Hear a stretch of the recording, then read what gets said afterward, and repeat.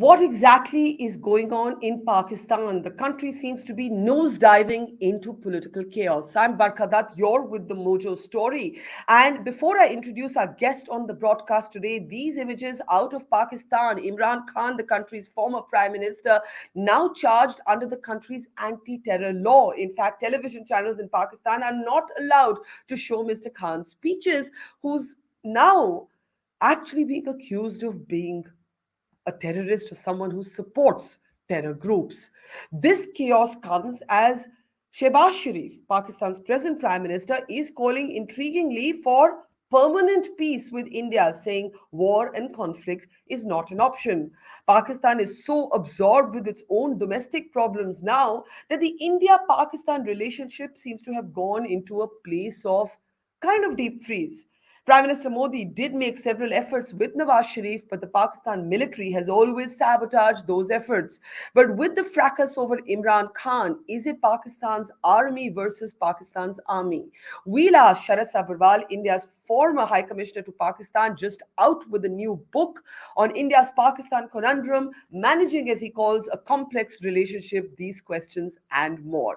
Welcome to the program, Ambassador Sharad Sabharwal. It's great to see Thank you. you. And you have, of course, spent 8 years in two different tranches in Pakistan. So you've had an opportunity to understand, in a way, the dysfunctionality of Pakistan. But even as a Pakistan expert, and we'll come to your book in just a moment, how do you understand what's happening right now? The man considered the ultimate sort of proxy politician for the Pakistan military is now the person who's fallen out of favor with at least this army chief and a large section of the military. How do you, looking at this conundrum that is Pakistan, look at what's happening in Pakistan today, sir?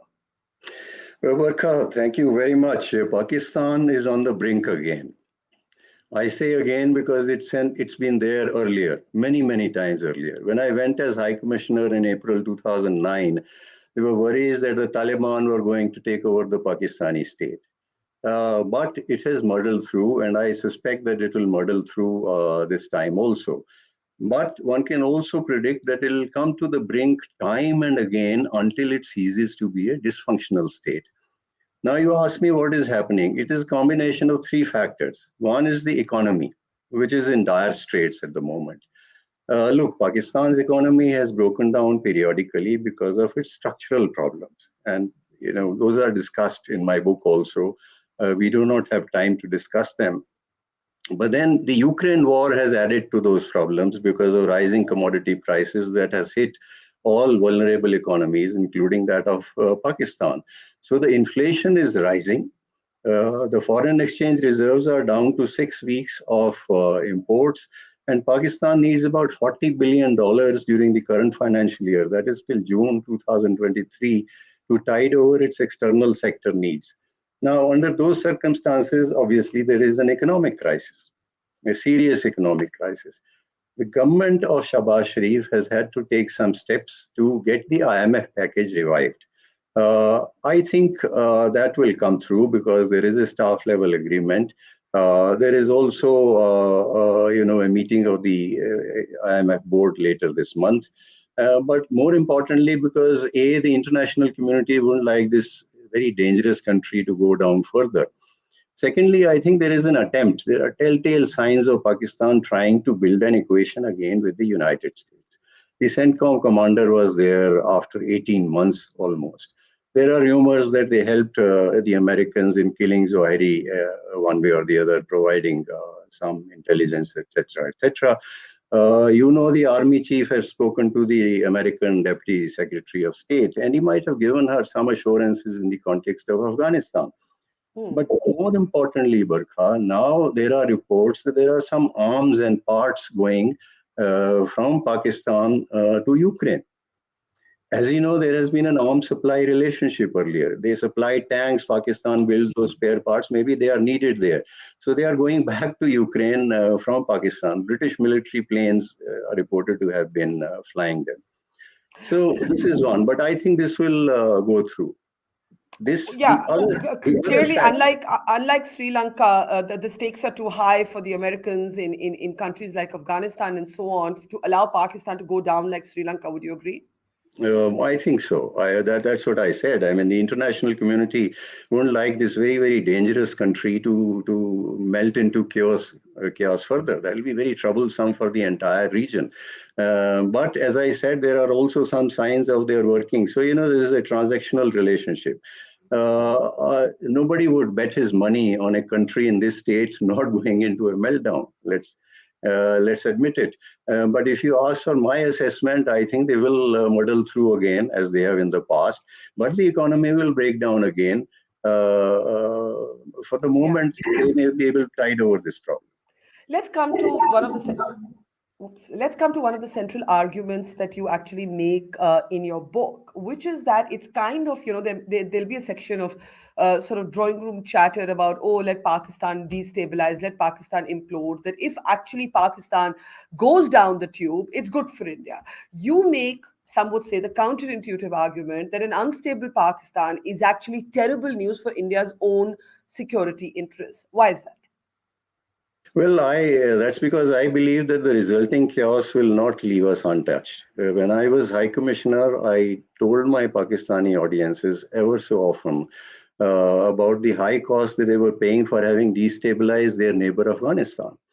And let's see if the central authority collapses in Pakistan, what will face us? One possibility is civil war amongst the successor provinces. Worse still among power-hungry groups, as it was the case in Afghanistan, or a Punjabi rump sitting on Pakistan's nuclear weapons. In either case, it will be bad news for us. Secondly, this could unleash or trigger a humanitarian crisis of gigantic proportions for us because the terrain in the plains offers an easy passage to those who may be trying to flee unrest in Pakistan. Now, I must recall that during 2009 and 10, my friends would often tell me in Lahore when terrorism was rife all over Pakistan and also in its Punjabi heartland, that if the Taliban ever came there, they will have no option but to run towards India. So I believe that we should think very carefully before we wish for disintegration of Pakistan. Because I think the argument that you're making is that India will be singed by that kind of implosion if it were to happen. Now, let's talk a little bit. Your book has some revelations of what was actually happening behind the scenes when the 26/11 attacks happened, and how you were speaking with a military interlocutor of the Pakistan military, and he kept telling you this was not sanctioned at the highest level. Uh, you know, uh, uh, it took, of course, as we all remember, a long time for Pakistan to acknowledge Ajmal Kasab as their own. Pakistan's own media actually did that expose. But when you were dealing with these interlocutors, and you chronicled this in your book, what is the impression that you picked up? These were similar questions, Ambassador, during the Kargil war. Nawaz Sharif kept saying Musharraf did it. The debate continues. How much did Nawaz Sharif know? How much did he not know? When it comes to the Mumbai attack, the gravest sort of act of war by Pakistan on India without it being called a war. What was your sense? At what level was it sanctioned? Very clear, and I mention it in my book also, that an attack of this magnitude couldn't have been mounted only by Lashkar-e-Taiba on its own without involvement of state structures at some stage of the process or the other. Now, it's very difficult to say what stage that was. Obviously, we didn't believe that interlocutor when he said that it had not been authorized either by the army leadership or the ISI leadership. I think the army was at the very least complicit in protecting certain individuals. That included Hafiz Saeed. That included, certain army officers, including Major Iqbal, who has never been, brought to trial. Sajid Mir, as you know, was declared dead and has been fished out now. So there was involvement. To what extent did they finally sign on, saying that please carry it out at this time, etc., etc.? It's very difficult to say. But to claim that it was only non-state actors doing it, I don't think. In any case, a state cannot disown the responsibility of actions of even non-state actors from its territory. But as I said, at the very least, the Pakistan army was complicit in protecting those individuals who were involved. B, there was involvement of state structures at some stage of the process or the other. I think that that's quite clear. Now, Ambassador, Pakistan, you're talking about India's Pakistan conundrum, but there's a Pakistan conundrum when it comes to India. And I think you quote Etizaz Hassan when you say that Pakistan is defined, or Pakistanis are conditioned to be defined by their un-Indianness. And if they were to embrace their historicity of culture, then the reason for Pakistan's existence would be moot. So that is one conundrum for Pakistan. The more present conundrum is, of course, what happens, what are Pakistan's options after the abrogation of 370, Article 370 in Jammu and Kashmir?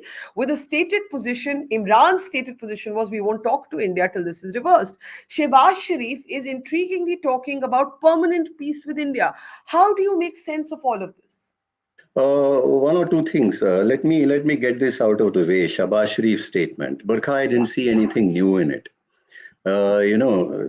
We sort of tend to get at least at times, too excited about, somebody talking of permanent peace. What he's saying is Pakistan's old language. Peace is needed, permanent peace is needed, war is not an option. It's good for the people of the region if there is peace, but the responsibility is on the other party. That also he says. India has to create, I don't remember the exact language, but he puts the onus on India to start the process. Now, Pakistan's conundrum on Article 370. Uh, I mention in this my book, and I often wonder whether Pakistan really wants a solution to the Kashmir issue, or they use it as a stick to beat India with. And this becomes very clear when you read my book. The back channel work that was done from 2004 to 7 on Kashmir between the two countries, we reached a certain number of understandings. And I can tell you, I was High Commissioner, and before me also, who was telling Pakistan to resolve, take some positive steps in respect of Kashmir? It was India. Pakistan says India has not been serious, but we were telling them, I was telling them, let's move it forward. And they were being dodgy. They were being dodgy for various reasons. The army was finally not favorable, but they were dodgy. We are consulting stakeholders. We are doing this. We are doing that. We'll do it after a certain election, etc., etc. Now, that moment is gone. India has withdrawn the special status of Jammu and Kashmir. Pakistan did not have an effective answer to that move. They tried to mobilize the international community. They didn't get much support except for China and one or two other Hmm. countries. And they took some steps which hurt their own interests. A, they suspended trade. It hurts the Pakistan economy more than the Indian economy. B, Imran Khan painted himself into a corner by saying, we'll not talk to India unless this is withdrawn. Now, this is a condition, your guess is as good as mine, but if you ask me for my assessment, it's been a popular move, regardless of those criticizing it. It's been a popular move all over, on an overall basis. And I don't see any government withdrawing No, this no, move. I agree with you. Domestically, I think there's no appetite in the Indian So context to there, yeah. as I say, there is a new reason found every time for not to that's where we are at the moment. So, given that Kashmir's special status, I agree with your assessment, is not going to be reversed. What does this do for Pakistan's Kashmir project? Uh, we've seen a slew of targeted attacks on Kashmiri pundits, which is obviously designed to drive a wedge between the two communities. But Pakistan's actually distracted. Pakistan's supremely distracted right now. Pakistan is distracted by its need for survival economically, it's distracted by its political battles domestically. What does this do for the India Pakistan equation, and also for Pakistan's patronage of terrorism when Pakistan is this distracted? Well, one or two things, Barkha. One, I think at this moment, Pakistan's politics is so fractious that there is no possibility of a positive move towards India. So I think it's only after their elections they may have to climb down a little. And of course, they have been making these noises, restore the statehood, for example. Climb Yeah. down a little from that, withdraw 370, withdraw your move, restore statehood. Now, that may come sometime or the other because our government has also committed to that. Don't change demography.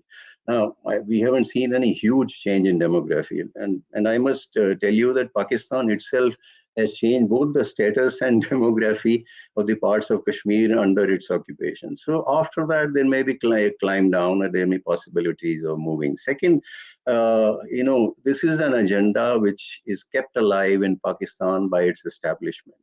Believe me, the people are focused on their bread and butter issues. And I have said it elsewhere, I have said it in my book also. Ask a politician to win an election in the name of Pakistan, and he'll not be able, in the name of Kashmir, and he'll not be able to do so. Kashmir was not an issue in the 2008 election or 13, or not even in 18 election. It wasn't the cause for people's choices in those elections. Now, from here on, I think after the elections there may be some possibilities. But one factor here, from our point of view, I must state, 370 has not solved the Pakistan dimension of the Kashmir problem for India, the external dimension. Pakistan's questioning the accession of Kashmir preceded Article 370, and it has outlasted its withdrawal by us. Terrorism is down. Terrorism is down because of Pakistan's other problems: FATF scrutiny, grey listing, economy, etc., etc. So, some stage, some kind of dialogue and diplomacy will have to be involved to either calm down or manage that side, or see if there are possibilities of taking any positive steps, in resolving this issue. That will have to be done. There have been two instances maybe in the recent past that Pakistan's military has actually been openly challenged. One was when Osama bin Laden was taken out of Abbottabad by the Americans, and you actually had the then Pakistani Prime Minister Yusuf Gilani standing up in Pakistan's parliament and calling the ISI a state within a state. And today there is something very strange going on, because it looks like it's Imran Khan versus General Bajwa, but any number of Pakistani friends will tell me this is not possible without a section of the Pakistan military actually from the shadows supporting Imran. How do you read this Imran Khan versus the Pakistani establishment battle that is unfolding at this moment, sir? Well, Barkha, this takes me back to your very first question. What is happening in Pakistan? So I spoke of one factor was the economy. Second is army's dominance. Bajwa has been amongst those generals who have been most active in interfering in Pakistan's political affairs.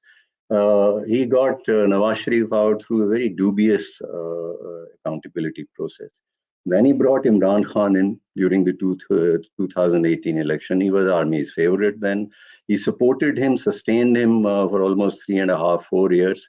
And then he got disenchanted with him, pushed him out, and has brought in the Shahbaz Sharif government. But things have not gone for him as he might have planned. That's because Imran Khan's popularity is on the rise. Look, he's taken on this narrative that he was pushed out at the behest of external forces by the army, and etc., etc. He was doing good work. This has caught the imagination of the middle classes and youth, amongst whom Imran Khan always had a degree of charisma. Look, the army had supported him that he always had this charisma, but he was not capable of winning on his own. So 2018, they brought him. But that charisma is growing. That popularity is growing. And some of the moves, this election commission decision on foreign funding, or PTI, that has not, tarnished his image much amongst his supporters. So that is one problem that Bajwa faces. And then, as you rightly said, there are reports that Imran Khan enjoys support not only in the ranks, but among some generals, and both serving and retired. And look, Bajwa has been there for 6 years now. In any case, it's too long a period. So I don't know what Bajwa is going to do now. What they seem to be doing is to adopt, strong arm tactics against Imran. They have this foreign funding case against him. Then they have this Financial Times report that funds collected in the name of charity by a Pakistani businessman living abroad were channeled to PTI. So they have a few things. And now they have brought this contempt case, the Islamabad High Court, and they have filed terrorism charges.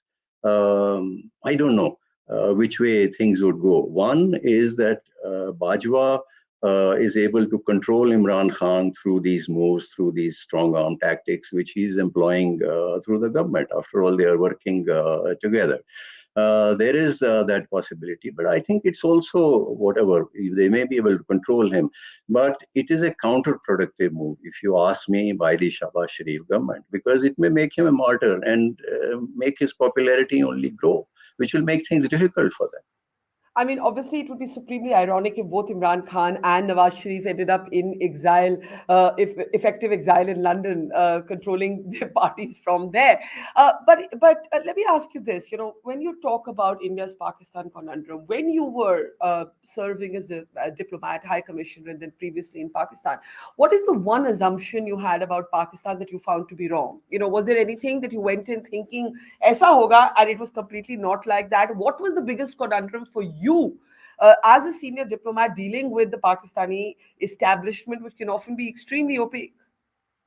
Look, one never had any illusions that it's a relationship which can be improved very quickly, etc., etc. The only thing that came as a bit of a surprise to me was on the positive side, if I may say so.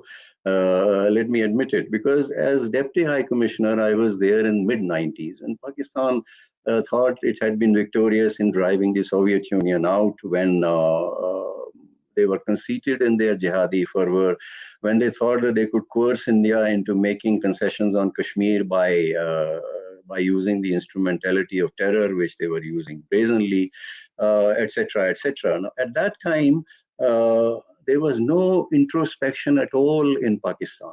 There was no introspection about their own policies.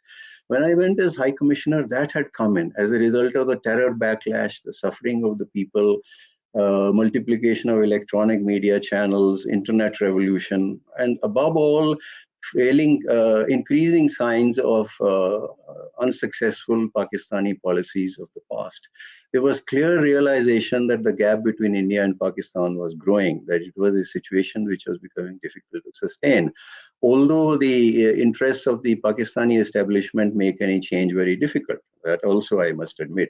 So a few positive things, but there were no illusions. And that's what I conclude in my book also. So long as Pakistan remains an abnormal state, you cannot normalize relationship with it. But that doesn't mean that you do not manage those relationships to keep volatility and violence as low and possible as possible. Leave them to a free fall or entirely to our security sector. And what I say is that diplomacy has a role even in a most difficult relationship like this. Well, finally, one of the arguments you make in your book, for example, is don't take out the problems on trade. The volume is simply not significant enough. Those are channels that can be kept open. Uh, what what is the way that you would advise to manage this very complex relationship, especially given the volatility in Pakistan today? Well, as I said, first, let's recognize if we set normalization as a goal today, we are going to be disappointed. So, what you can do, and this is what I conclude in my book, the best you can do under these circumstances is to manage this relationship, to keep volatility and violence low by combining deterrence with calibrated and discreet punitive approach as required, but diplomacy. And let me emphasize, Burkha, deterrence and punitive approach will continue to have a role so long as Pakistan continues with its current policy. But Can, can diplomacy I can I cannot can be I can I jump replaced. in? Oops, sorry. Can I just jump in on the deterrence question? There's been a lot of talk in India that after Balakot and after what happened in the aftermath of Uri, new red lines have been drawn. But your book actually makes the argument that a full-blown conflict, between India and Pakistan remains as complex as it ever was. That nuclear sort of deterrence hasn't really in a sense been adjusted for. So there are only a limited set of military options. Am I correct? Yes, you're absolutely right. Let me put it this way. You see, both Palakot and the strikes after Uri were essential tactical instruments to give a signal to at least impose some restraint on their terrorism policy. But they were not the silver bullets that a section of our strategic discourse tried to present them as. And the point I make is that military solution, purely militarily, Look, it's not my case that the nuclear dimension has completely eliminated the space for military action by India. Kargil showed it. You saw that yourself. And then, of course, we took this Balakot strike action in Pakistan proper. So there is space. But when we talk of solving it militarily, it means giving Pakistan a big blow on the scale of Bangladesh. And the point I make is that that would run into Pakistan's red lines on use of nuclear weapons, which are explained in detail in my book. And a decision has to be made by an Indian leader to authorize a military strike with some consequence in the knowledge that it could run by accident or by design into the nuclear domain. And you can imagine what a difficult decision that would be. So to say that after Balakot or after post-Uri strikes, we have sort of done away with the nuclear dimension, no.